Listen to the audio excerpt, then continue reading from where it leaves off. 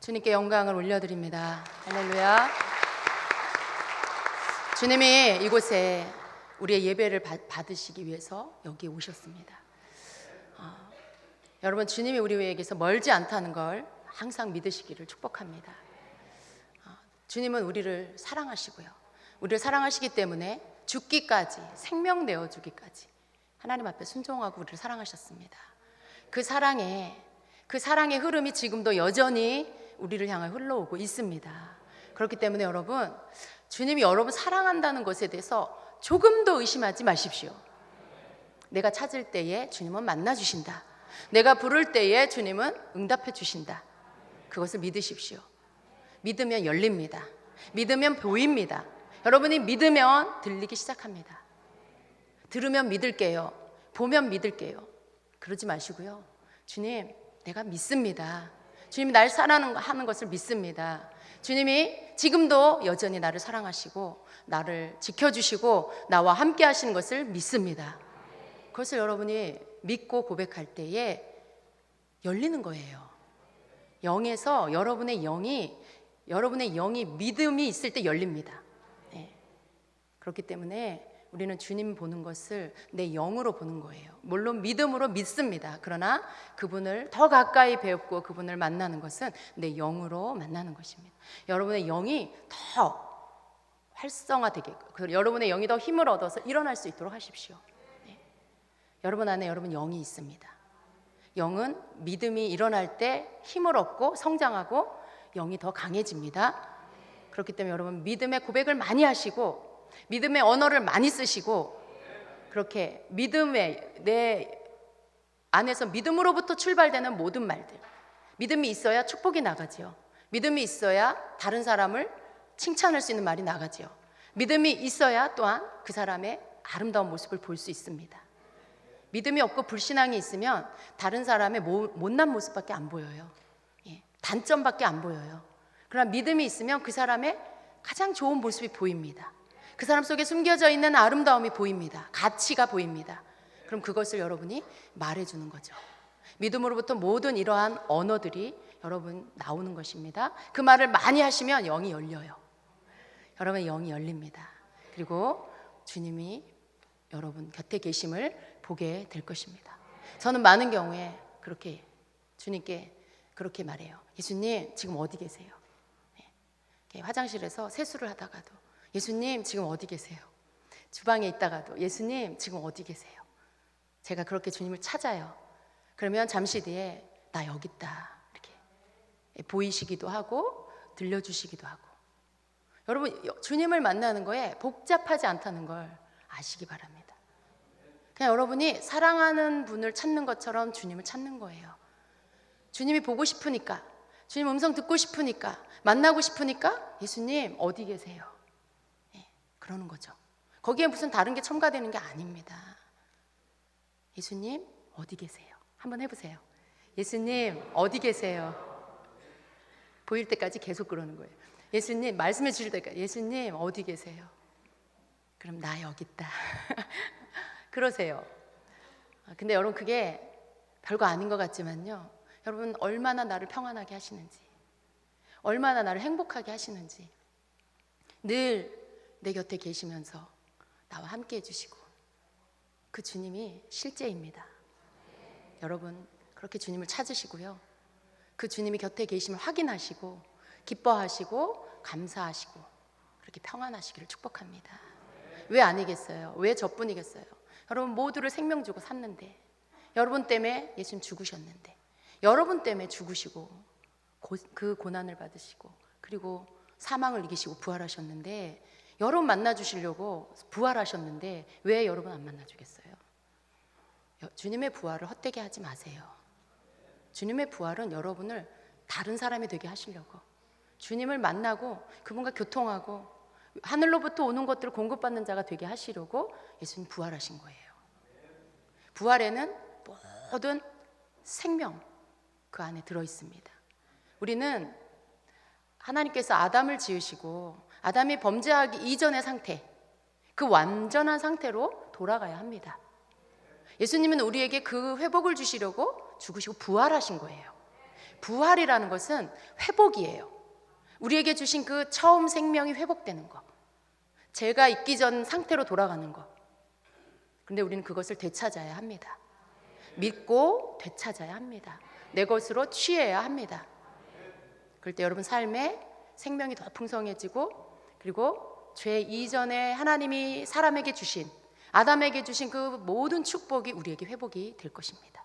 다스리고 정복하고, 그러한 모든 것들, 우리의 삶을 번성케 하시는, 우리의 삶의 생명이 충만해서 나로 인해 생명이 계속해서 흘러가게 하시는, 살아나게 하는 이 일이 여러분을 통해서 일어나게 하시는 것입니다.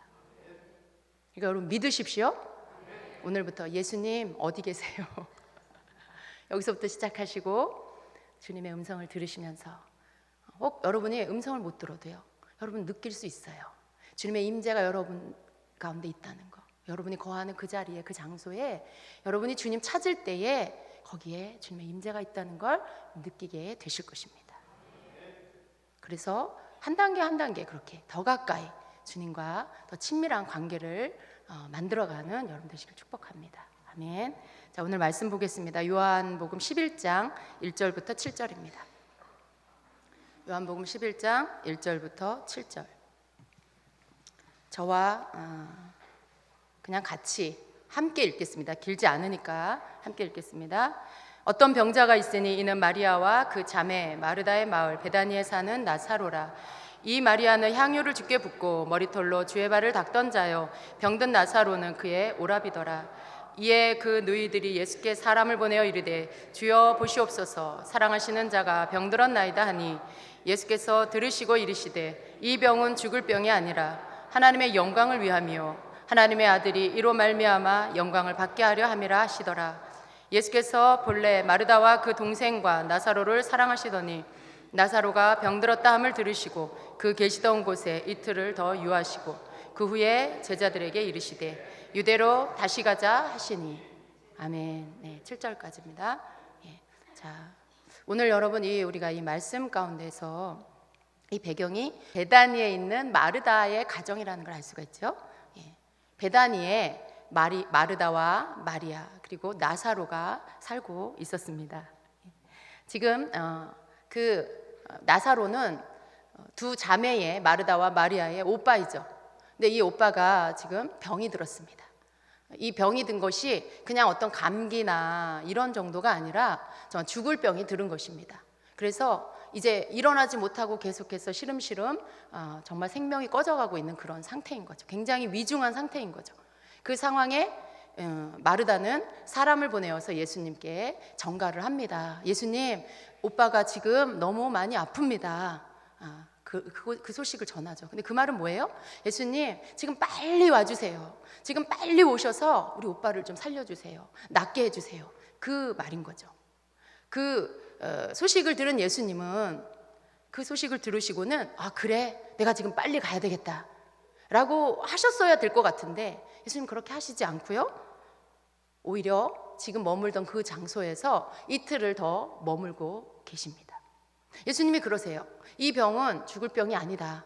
이 병은 하나님의 영광을 위한 것이고 하나님의 아들이 영광을 받게 하기 위한 것이다. 그렇게 말씀하시고는요, 가시지 않고 거기에 오히려 그냥 더 계십니다.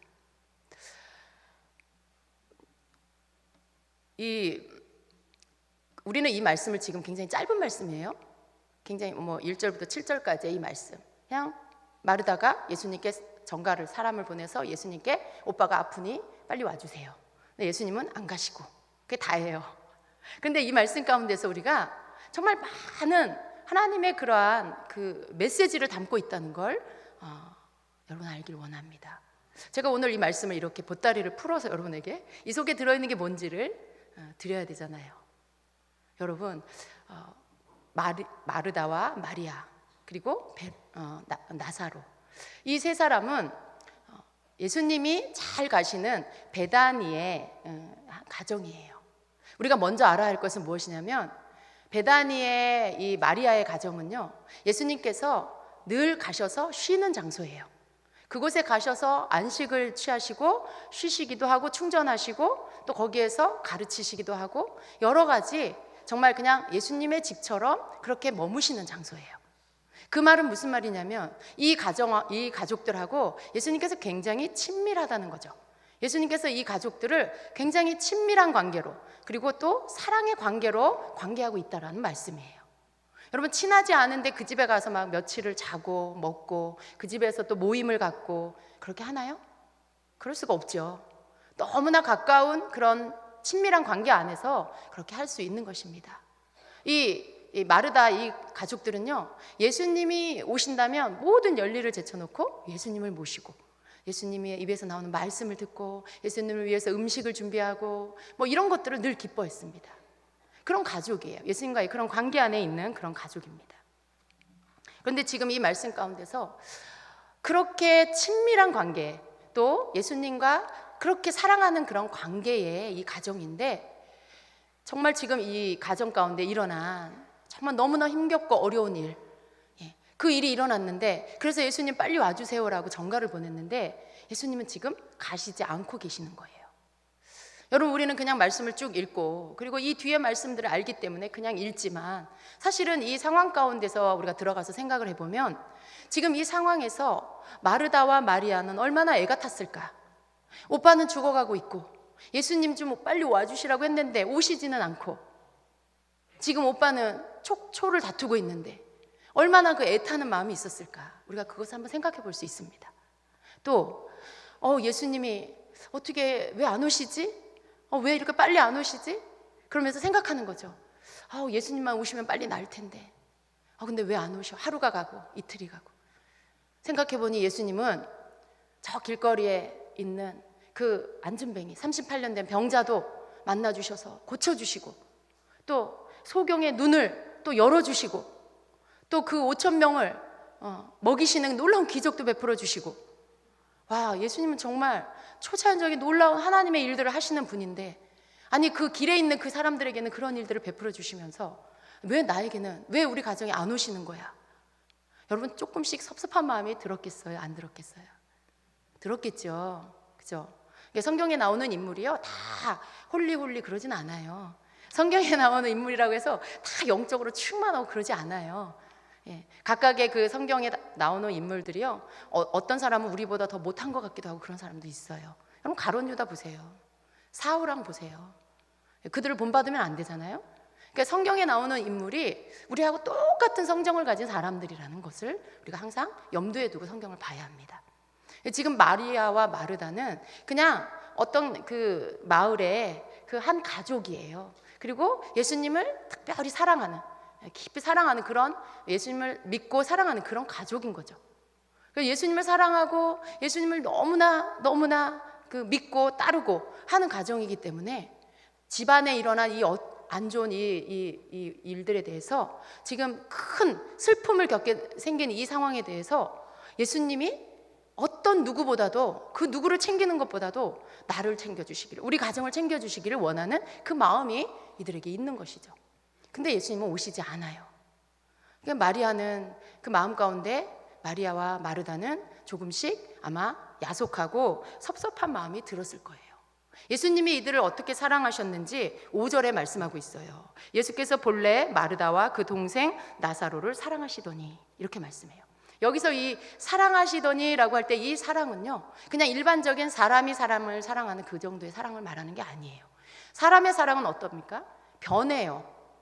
좋을 때는 간쓸게 다 내줄 정도로 사랑해요. 그런데 뭐가 틀어지면 어때요? 뒤도 안 돌아보고 그 사람과의 관계를 끝내버려요. 근데 그런 어떤 자꾸만 변하는 이런 사랑을 그것을 말하는 게 아니라, 지금 여기서 예수께서 본래 마르다와 그 동생과 나사로를 사랑하더니라고 할 때 이 사랑은요, 무조건적인 하나님의 사랑, 변하지 않는 아가페 하나님의 사랑, 인간적인 어떤 사랑이 아니고 하나님의 그 사랑을 말하는 거예요, 이 원어의 뜻이. 그래서 지금 예수님은 마리아와 마르다와 나사로를 하나님의 그 사랑으로, 변하지 않는 그 사랑으로 지금 사랑하고 계신다라는 것을 말씀하고 있는 것입니다. 그 사랑이 그 정도로 깊고 그 정도로 오랫동안 이 가정을 알고 이 가정을 사랑하고 있다라는 그런 뜻입니다.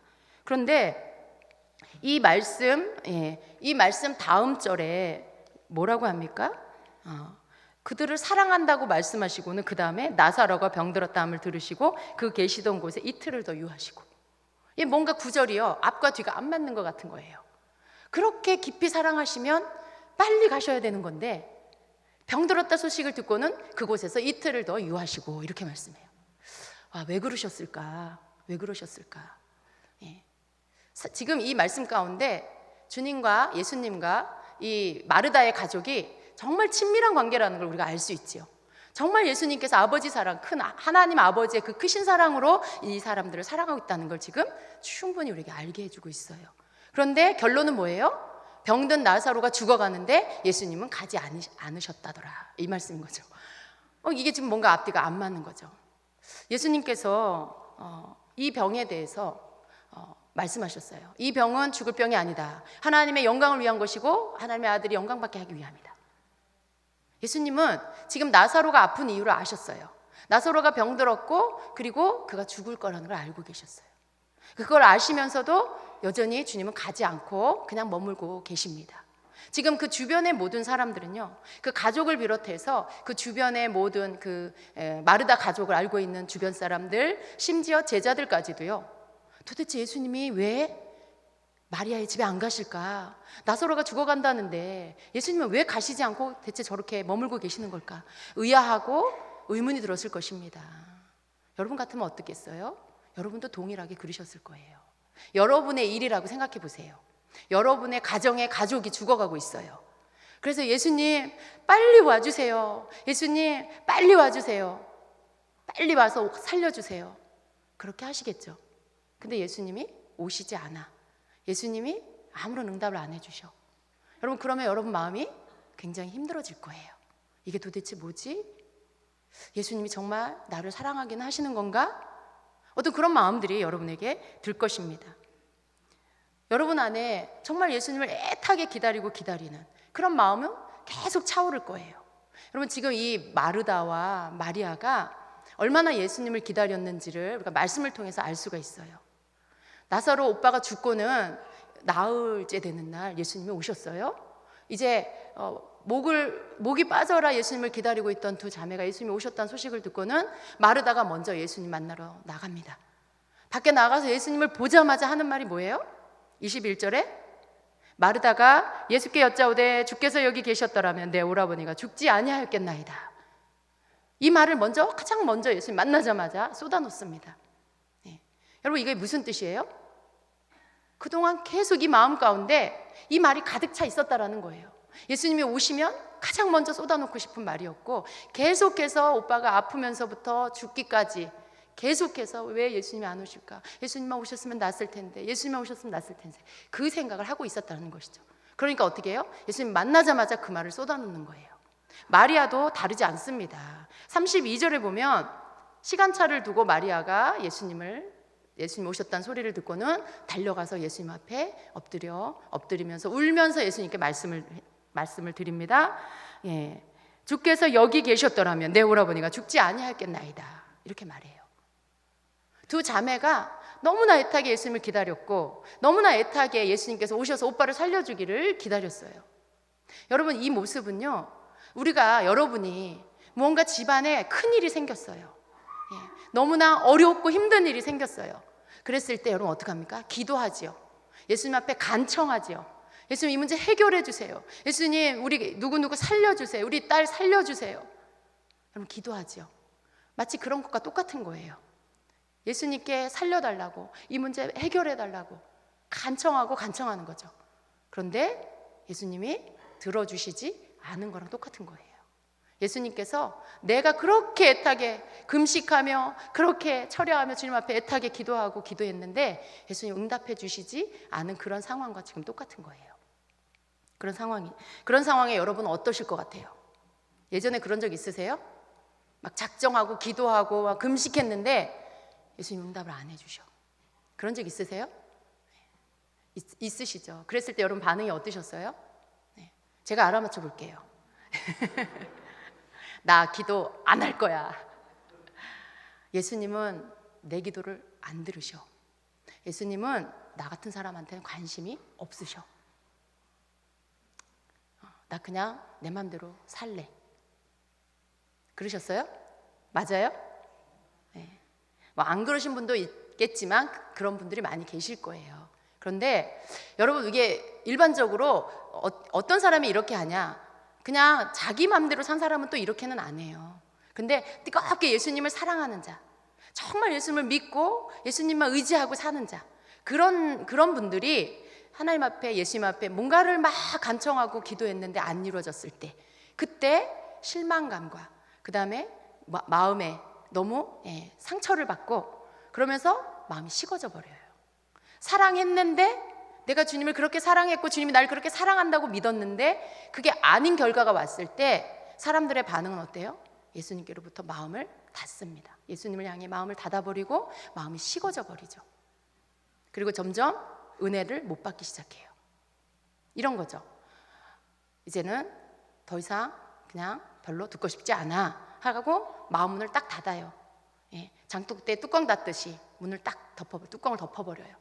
그러면 위에서부터 아무리 막 은혜의 소낙비가 떨어져고 비가 내려도 이 사람에게는 은혜가 안 들어가요. 왜냐하면 나는 예수님에 대해서, 하나님에 대해서 마음을 닫았어. 별로 간섭받고 싶지 않아요. 예수님은 내 거 안 들어주시잖아요. 그러면서 상한 마음으로 그냥 있게 되는 거죠. 보통은 그래요, 여러분. 근데 지금 마리아와 마르다도요, 그 정도의 어떤 반응을 할 만한 그런 일을 겪고 있는 거예요. 여러분 생각해 보세요. 우리가 이렇게 살면서 겪게 되는 고통 중에서 가장 큰 고통이 어떤 거예요? 내 가족이 죽을 때. 그죠? 가족이 죽는 것보다 더 큰 고통은 없을 거예요. 그거보다 더 큰 슬픔은 인생에 없을 거예요. 그 고통의 크기가 다 다르겠지만 사람이 겪을 수 있는 가장 큰 고통은 가족을 잃는 것입니다. 근데 지금 이 마르다와 마리아는 그 일을 지금 겪고 있는 거예요. 그래서 정말 사랑하는 예수님이 그 어떤 일보다도 그 모든 것들을 제껴놓고 우리에게 오셔서 오빠를 살려주시기를 간절히 원했고 또 그렇게 하실 거라고 믿고 있었던 거죠. 그런데 그렇게 되지 않았습니다. 예수님은 오시지 않았고 다 죽고 장례 다 치르고 이제 그 무덤 안에 시체를 집어넣어서 이제 나흘째 되는 날 어떻게 됐어요? 시체가 썩기 시작하고 그래서 냄새가 나기 시작하는 그 상황에서야 예수님이 오셨어요. 여러분 같으면 어떻겠어요? 예수님이 오셨어요. 누군가가 알려줬어요. 그래? 오시라지 뭐. 그럴 수 있어요. 여기서 한 30명은 그럴 수 있어요, 여러분. 여러분 그럴 수 있어요. 우리가 마음이 상했고 마음이 삐졌으니까, 그리고 예수님에 대한 신뢰가 깨졌으니까 그럴 수 있어요. 그런데요, 여러분, 마르다는 어떻게 합니까? 예수님이 저기 오셨다고, 아직 집에 도착 안 했어요. 예수님이 지금 저기 오셨다, 이 마을에 오셨다고 하니까 마르다가 막 예수님께로 갑니다. 그리고 어떻게 해요? 하고 싶은 말을 하는 거예요. 예수님 왜 안 오셨어요?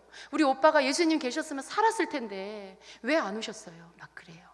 그 말에는 예수님 섭섭해요, 예수님 야속해요, 막 그런 마음이, 그런 게 들어있는 거죠. 근데 여러분, 거기에서 끝난 게 아닙니다. 이 마르다와 예수님과의 이 대화를 보면은요, 마르다가 단지 예수님께 삐져 있고 단지 예수님께 섭섭해하는 그 마음으로 마음문을 예수님께로부터 닫고 상해 있는 게 아니라 그 속에 여전히 예수님을 믿고 있고 여전히 예수님을 사랑하고 있다는 걸 우리가 알 수 있어요. 21절부터 27절까지 우리 한번 같이 읽어보겠습니다. 마르다가 예수께 여짜오되 주께서 여기 계셨더라면 내 오라버니가 죽지 아니하였겠나이다. 그러나 나는 이제라도 주께서 무엇이든지 하나님께 구하는 것을 하나님이 주실 줄을 아나이다.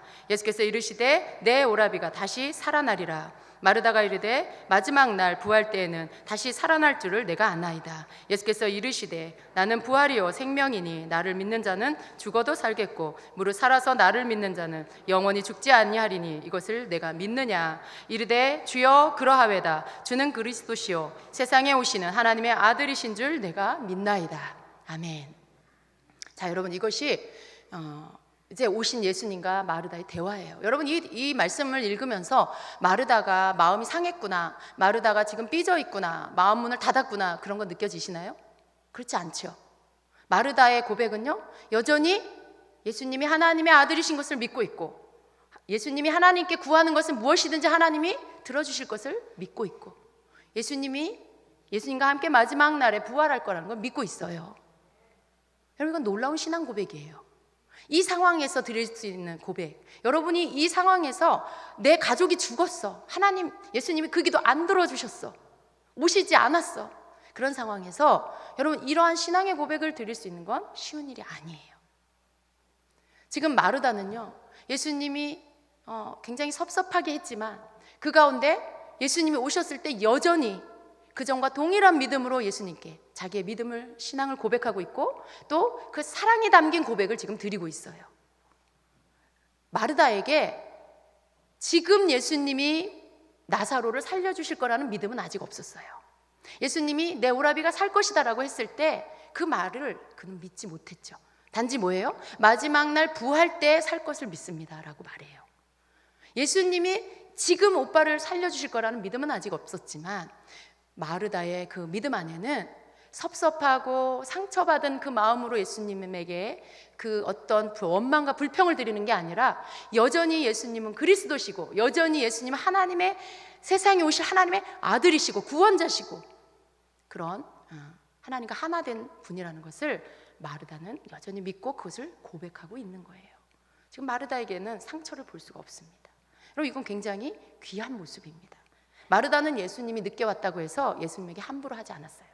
마르다는 예수님께 섭섭하다고 해서 예수님을 사람 대하듯이 하지 않았어요. 사람한테 섭섭하면 막 이렇게 하잖아요. 근데 그렇게 하지 않았습니다.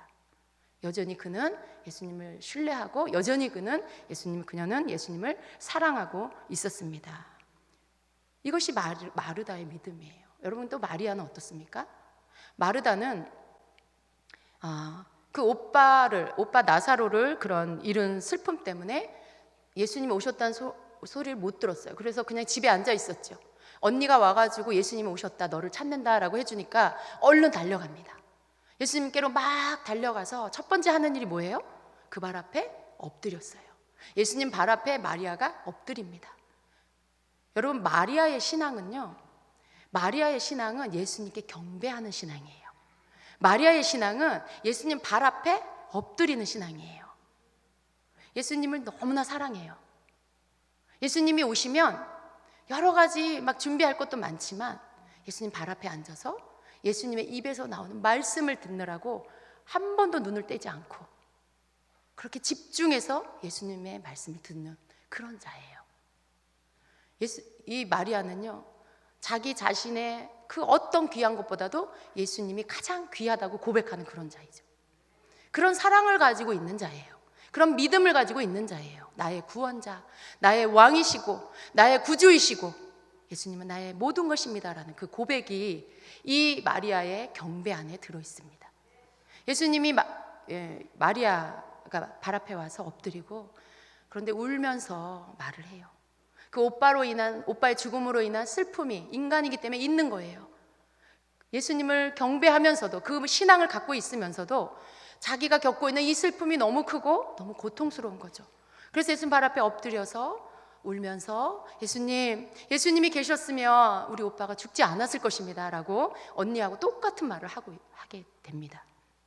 이 마리아의 마음이 어떤지 예수님 다 아시죠.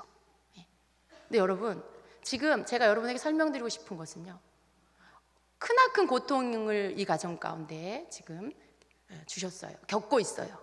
근데 그 깊은 고통과 아픔 속에서 그 일을 겪고 있는 이 가족은요, 이 자매는요, 주님을 향해서, 예수님을 향해서 흔들리지 않고 또 상하지 않는 믿음, 상하지 않는 사랑으로 예수님 앞에 자신들의 믿음과 사랑을 지금 드리고 있습니다. 이건 굉장히 중요한 거예요, 여러분. 우리가 읽은 이 본문의 말씀 속에 보면 이들도, 이 가족도 예수님을 사랑했고 또 예수님도 이들을 사랑했다라는 것을 알고 있어요. 말씀하고 있어요.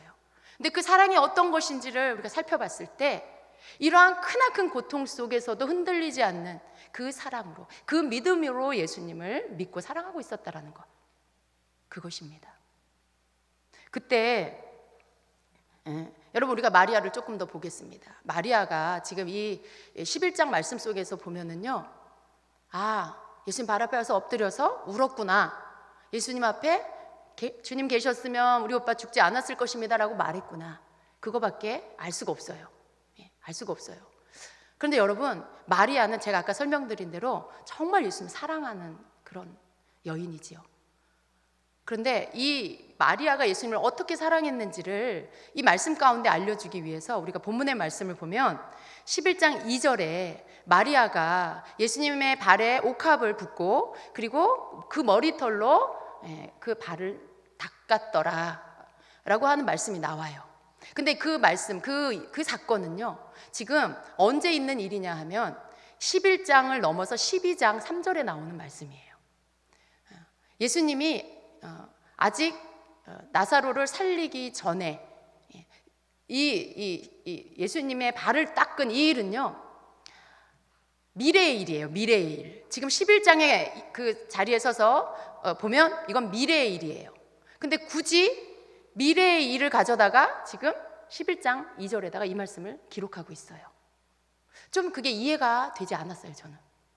굳이 왜 앞에 있었던 일을 기록하면 우리가 다 알잖아요. 그런데 미래에 있는 일을 가져다가 미리 거기다 기록을 해요. 그 이유가 뭐예요? 마리아가 어떻게 예수님을 사랑하는 자인지를 알려주시려고 그러는 거예요. 예수님이 나사로를 살려주시고 그 일로 인해 너무나 감사해서 마르다와 마리아는 예수님을 위해서 잔치를 준비합니다. 마르다는 예수님을 위해서 음식을 막 준비하고요. 그리고 마리아는 자기의 전 재산, 자기에 있어서 가장 비싸고 좋은 거, 가치 있는 거, 그거에 그가 모아놓은 그 향유 옥합이에요. 순전한 향유. 그 옥합을 가지고 와서 예수님 발에 부어드립니다. 그리고는 어떻게 해요? 자기 머리털로 예수님 발을 닦아드려요. 여러분, 이 마리아가 하는 이 행동 속에 무엇이 들어있냐면 사람에게 있어서 가장 보호받고 높이 있는 곳이 머리예요. 여자에게 있어서 특별히 머리는요, 굉장히 소중한 거예요. 근데 또 사람의 몸에 있어서 가장 좀 하찮게 막 이렇게 더러움 가운데 노출되어 있는 곳이 어디예요? 발이에요. 냄새도 나고, 이스라엘 같은 경우는 어떻게 해요? 먼지가 많이 일어나는 그런 사막 땅이죠.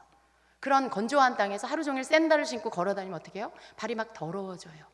그래서 발은 항상 더러운 그런 사람의 신체 중에 하나죠. 근데 지금 마리아는요, 자기에게 있어서 가장 귀한 걸 가지고 와서 그것을 예수님의 발에 붓고요, 그리고 자기에게 가장 소중한 이 머리털을 가지고 예수님의 그 냄새나는 발을 이렇게 씻어주고 있어요. 이건 뭘 의미해요? 예수님은 나의 왕이십니다. 나는 예수님의 종입니다. 나는 주님을 섬깁니다. 그것을 지금 기름을 부으면서 그 발 앞에 엎드리면서 그 머리털로 씻으면서 그걸 주님 앞에 지금 드리고 있는 거예요. 마리아는 그렇게 예수님을 사랑했어요. 근데 지금 이 요한복음을 쓴 이 사도 요한이요, 이 미래에 일어날 이 일을 굳이 11장 2절에 갖다가 집어넣어서 마리아가 어떻게 예수님을 사랑했는지를 성경을 읽는 우리에게 알려주고 있어요. 그 사랑의 관계다. 예수님과 이 자매들은 끊을 수 없는 사랑의 관계다라는 것을 가르쳐주고 있는 것이죠.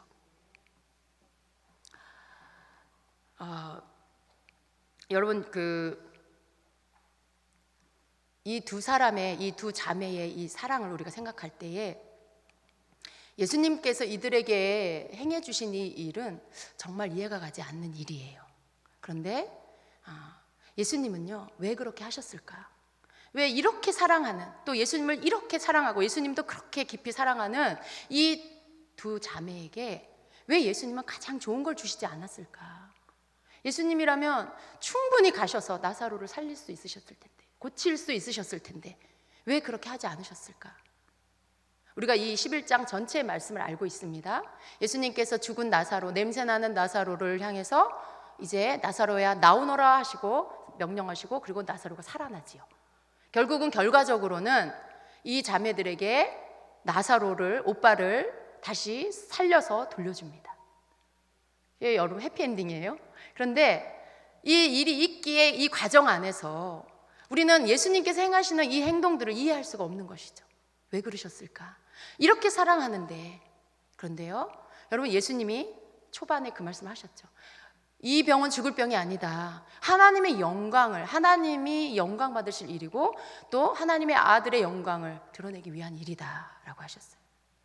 제자들도 그 말씀이 무슨 뜻인지를 알지 못했는데 예수님은 이 말씀을 하나님이 무슨 일을 하실 것인지 알고 계셨어요. 나사로를 통해서 무슨 일을 하실 것인지 이미 알고 계셨어요. 그리고 그 가족들은 그걸 모른 채 그 모든 슬픔과 고통을 겪어야만 했고요. 그 고통을 통과해야만 했습니다. 여러분, 우리는 오늘 이 말씀 가운데서 여러분이 마르다와 마리아의 입장에서 이 말씀을 보기를 원해요. 마르다와 마리아의 입장에서 우리가 예수님을 행하시는 일들을 바라볼 때 내가 예수님을 사랑하고 내가 예수님을 섬기는데 내 삶 가운데 이러한 고통을 주실 때에 나는 예수님께 어떻게 반응할까? 그리고 예수님은 왜 나에게 이런 고통을 주실까? 이해할 수 없을 때가 굉장히 많을 것입니다. 예수님은 이 일이 왜 있는지 알고 계셨고 그리고 이 일을 이들에게 허락하셨어요. 우연히 일어난 어떤 일이 아니에요. 이미 하나님의 계획 안에 있었고요. 예수님 그걸 알고 계셨고요. 그걸 아는 가운데 이들이 고통을 겪도록 그냥 내버려 두셨어요. 그 죽음 가운데 나사로를 그냥 내버려 두시고 가족들이 고통을 겪도록 그냥 내버려 두셨어요. 우리가 그냥 이 상황들을 보면 이건 예수님의 사랑이 아닌 것 같이 보여요. 예수님이 이들을 사랑하신 게 맞을까? 어떻게 이런 고통 가운데 그렇게 사랑하는 자들을 내버려 두실 수가 있을까? 적어도 그 고통 가운데 함께 있어야 되는 거 아닐까? 이런 생각할 수 있어요. 그런데요, 예수님은 그들을 그냥 내버려 두셨어요. 그렇다고 해서 예수님이 이들을 사랑하지 않은 것이냐? 그렇지 않지요. 아까 말씀 가운데 예수님은 이들을 사랑하시는데 깊은 아가페의 사랑으로, 무조건적인 하나님의 사랑으로 이들을 사랑하고 계신다는 걸 말씀하고 있었어요. 그렇게 사랑하는 이들에게 남들도 겪지 않는 그런 고통을 허락하시면서 그 깊은 슬픔과 고통을 그대로 겪도록 그냥 내버려 두시는 예수님. 그렇다면 예수님이 뭐가 잘못되신 걸까요? 그게 아니죠. 이 말씀 속에서 예수님이 왜 그렇게 하셨는지 우리는 깨달아야 합니다. 고통을 말하기 전에 사랑을 먼저 말하고 있어요. 이 뒷부분에 오빠가 죽고 슬퍼하고 막 그런 일들이 나오죠. 근데 그 모든 것들이 전개되기 전에 이 요한복음 11장에서 뭘 먼저 말씀하고 있냐면 그들이 예수님을 사랑했고 예수님이 그들을 깊이 사랑했다라는 것을 굉장히 많이 강조해서 말씀하고 있어요. 그러니까 뭐예요? 예수님이 이 고통을 이들에게 허락하신 이유가 딴 게 아니에요. 이들을 사랑하기 때문에 이 고통을 주셨다는 걸 지금 말하고 있는 거예요.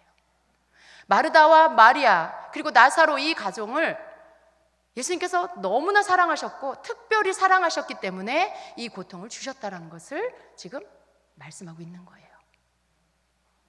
주님, 사랑하는데 고통을 주십니까? 주님, 사랑하는데 죽음을 주십니까? 이해가 안 돼요, 주님. 그럴 수 있죠. 근데 여러분, 하나님은요, 이 땅에 하나님을 사랑하고 믿는 자들을 통해서 하나님의 영광을 드러내길 원하세요. 하나님의 일을 이루시기를 원하세요. 그 사람을 통로 삼아, 그 사람을 주님께서 도구 삼아 이 땅 가운데 하나님의 영광을 드러내서 이 땅 가운데 예수 그리스도가 하나님의 아들이시고 구원자라는 걸 드러내셔서 많은 사람들이 예수님을 믿게 하기를 원하세요. 그 일은요, 고통이 따르는 일이에요. 여러분, 만약에 예수님이 날 사랑하시기 때문에 내 인생 가운데 고통은 하나도 없고 좋은 일만 있어, 모든 일이 평탄해, 기쁜 일만 있어, 물론 그러면 좋겠지만 성경을 보니까 그렇지가 않더라고요. 지극히 사랑하고 특별히 사랑하고 더 사랑한 자에게 남들도 겪지 않는 더 깊은 고통이 일어나, 고통스러운 일이, 남들도 비껴나가는 그러한 안 좋은 일들이 일어나기도 해요. 그게 성경이에요. 그런데 여러분, 그렇다면 그 일이 나에게 안 일어날까요? 나에게도 일어나는 거죠. 성경에 누군가가 주님을 깊이 사랑했는데 죽음 같은 고통을 겪었다. 그러면 내가 주님을 사랑한다면 나에게도 그런 고통이 온다라는 거죠. 그랬을 때 여러분, 그 고통이 왜 오는 것일까? 우리가 그것을 알아야 되겠지요. 그 고통을 허락하시는 이유가 하나님의 영광을 드러내기 위함이다. 그 고통을 허락하신 이유가 예수 그리스도가 높임받게 하기 위함이다. 증거되게 하기 위함이다. 지금 그걸 말씀하고 있는 거예요. 나사로는 죽었어요. 무덤에 들어갔어요. 슬픔이 그 가정을 덮쳤고 깊은 고통과 아픔이 그 가정을 덮쳤어요. 많은 옆 주변의 지인들이 와서 위로하고 함께 울어주고 그래요. 그 사람들이 뭐라고 해요? 예수님이 오신 걸 보고는, 아니 소경의 눈을 뜨게 한 저분이 나사로는 살릴 수 없었나? 아니 그 기적을 행하던 예수님이 이렇게 사랑하는 가정에 고통을 좀 걷어내 주실 수는 없었나?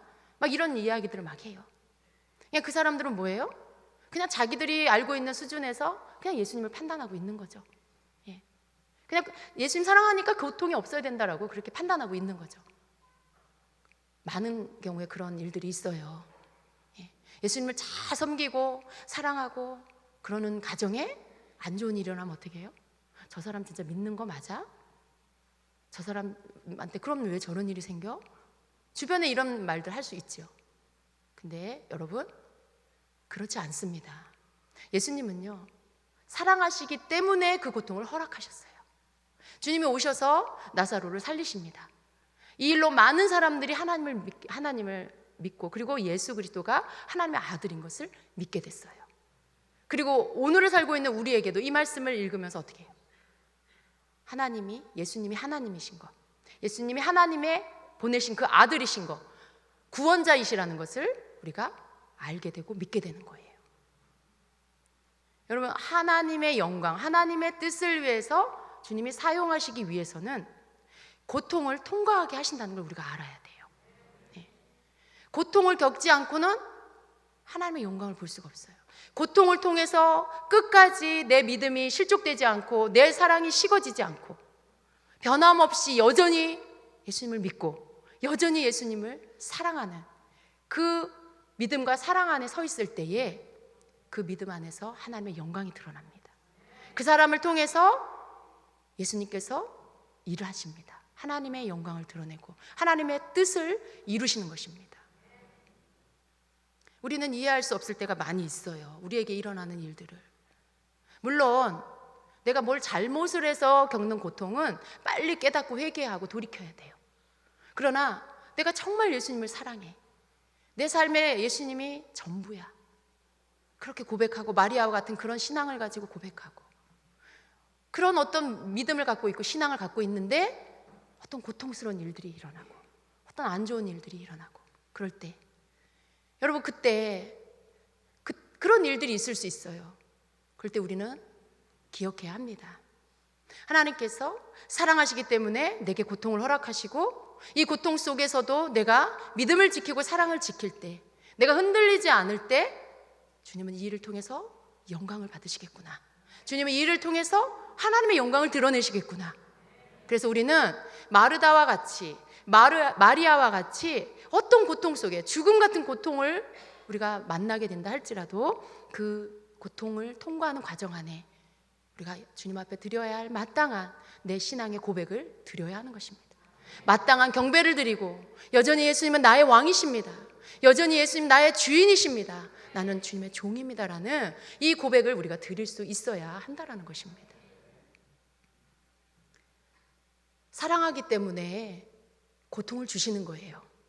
만약에 그냥 정말 어린아이 같은 자, 이제 막 주님을 알아가고 있는 자, 금방 주님 뜨겁게 사랑했다가도 또 시험 들고 또 다시 또 회복됐다가도 또 넘어지고 믿었다가도 또 의심하고, 만약에 그런 사람에게 이러한 고통을 허락한다라면 그 사람을 통해 하나님의 영광이 드러날까요?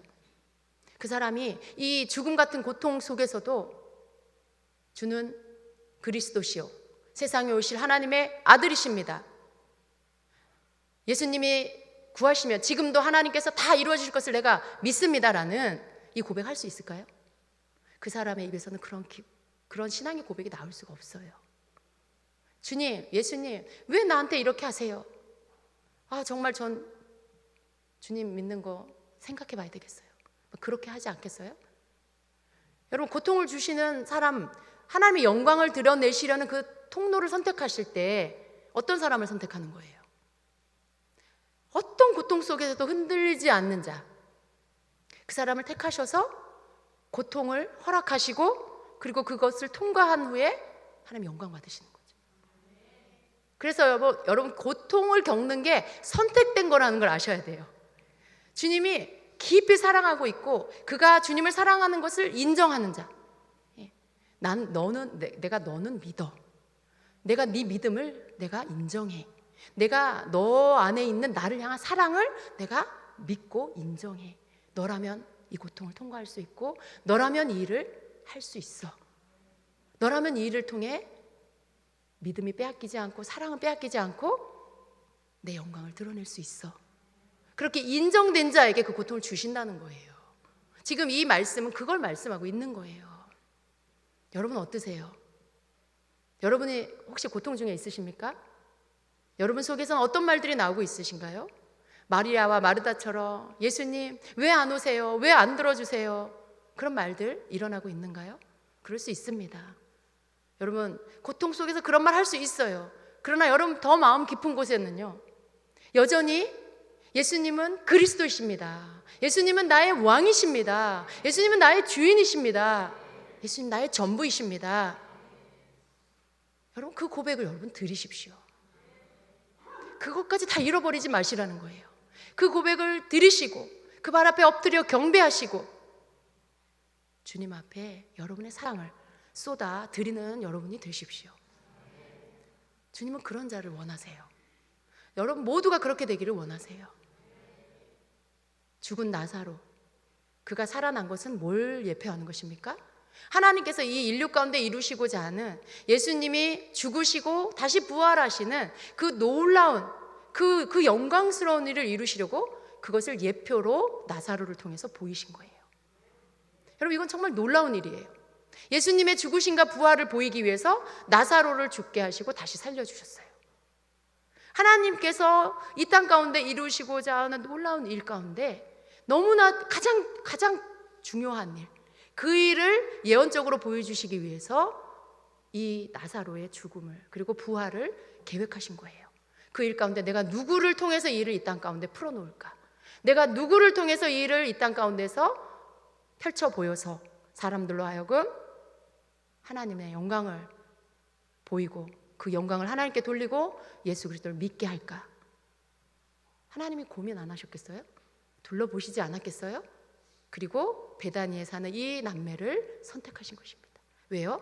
사랑하기 때문에, 깊이 사랑하기 때문에, 특별히 사랑하기 때문에, 그리고 그들의 믿음을 인정하셨기 때문에 그 고통을 그들에게 주시려고 선택한 것입니다. 여러분 고통받기 원치 않으십니까? 난 죽음 같은 고통 싫다고 말씀하고 계십니까? 다시 한번 생각해 보십시오. 하나님께서 여러분을 통해서 여러분을 지극히 사랑하는데 여러분에게 고통을 허락하셨다면 하나님은 여러분에게 그 일을 통과하게 하신 후에 하나님의 영광을 드러나게 하시려고 합니다. 여러분의 고통이 고통으로만 끝나고 원망으로만 끝나는 게 아니라 그 고통을 믿음으로 사랑으로 통과한 후에 예수 그리스도를 세상 가운데 증거하는 그 도구와 통로로 여러분을 삼으려고 하십니다.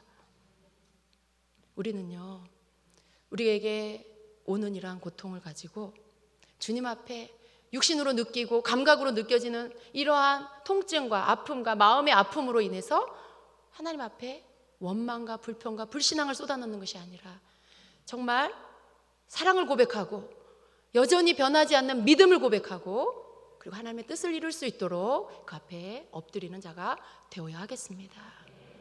더 많이 여러분 주의 말씀을 깨달으십시오.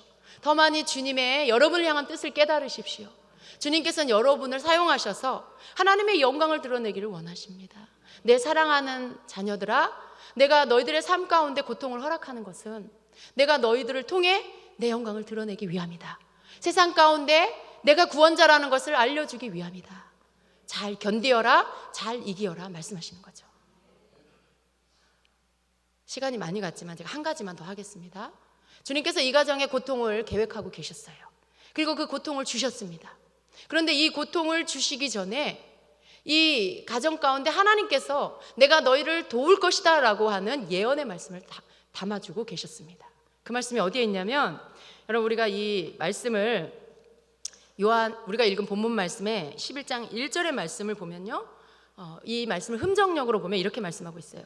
이제 나사로라는 이름의 어떤 사람이 병들었는데, 이렇게 시작을 하고 있어요.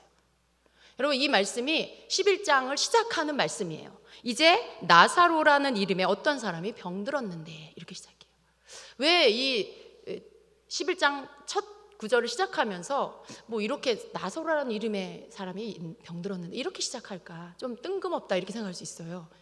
그런데 이 말씀 속에 들어있는 하나님의 그 메시지를 우리가 깨달았을 때 1절에 나사로라는 이름의 사람이 병들었다 하면서 나사로라는 이름, 이 부분을 첫 장에 첫 줄에다가 딱 넣어주신 게 무슨 뜻인지가 깨달아집니다. 여러분, 이 나사로라는 이름의 뜻이 큐티를 열심히 하신 분은 아실 거예요. 나사로라는 이름은 하나님이 도우신다라는 뜻이에요. 하나님이 도우신다. 11장 안에 이 죽음의 고통이 들어있고, 그리고 그 죽음 뒤에, 그 고통 뒤에, 그리고 다시 살아나고 하나님의 영광이 드러나는데, 이러한 모든 일들이 전개되기 전에 1절 첫째 줄에 나사로라는 이름, 그 이름을 넣으시면서 뭘 말씀하고 있어요? 내가 너희 가정에 고통을 보낼 건데 염려하지 말아라. 하나님이 도우실 거다. 내가 너희들 가정에 고통을 보낼 건데 얘들아, 염려하지 말아라. 내가 너희들을 도울 거야. 오늘 여러분에게 그렇게 말씀하고 계시는 겁니다.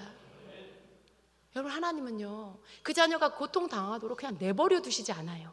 하나님이 도우세요. 그 고통을 통과하도록 도우시고요, 붙들어 주시는 것입니다. 그래서 이 말씀, 이 끔찍한 고통의 가장 첫 번째 나사로라는 이름을 넣으시고 하나님이 너희를 도우신다라는 말씀을 넣어주셔서 우리와 함께 하시는 하나님이신 것을 나타내 주시는 거예요. 고통을 우리만 겪는 게 아니고 하나님이 도우셔서 이기게 하신다는 것을 지금 우리에게 말씀하고 계시는 것입니다. 그러므로 여러분, 온전히 하나님을 신뢰하십시오.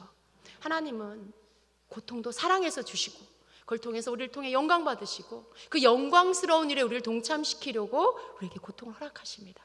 그리고 그 고통도 우리만 겪게 하시지 않고 하나님이 도우셔서 그 고통을 통과하게 붙들어 주십니다. 그러면 여러분은 믿을 분이 하나님밖에 없어요. 그러니까 자꾸 딴 거 쳐다보지 마세요. 우리가 믿을 분은 예수님밖에 없어요. 항상 주님께로 달려가는 여러분 되십시오. 항상 주님께 신앙의 고백을 드리는 여러분 되십시오. 항상 그분 앞에 와서 그분의 발 앞에 경배하는 여러분이 되십시오. 주님은 오늘도 여러분을 도우시고 여러분을 사랑하십니다. 아멘. 기도하겠습니다.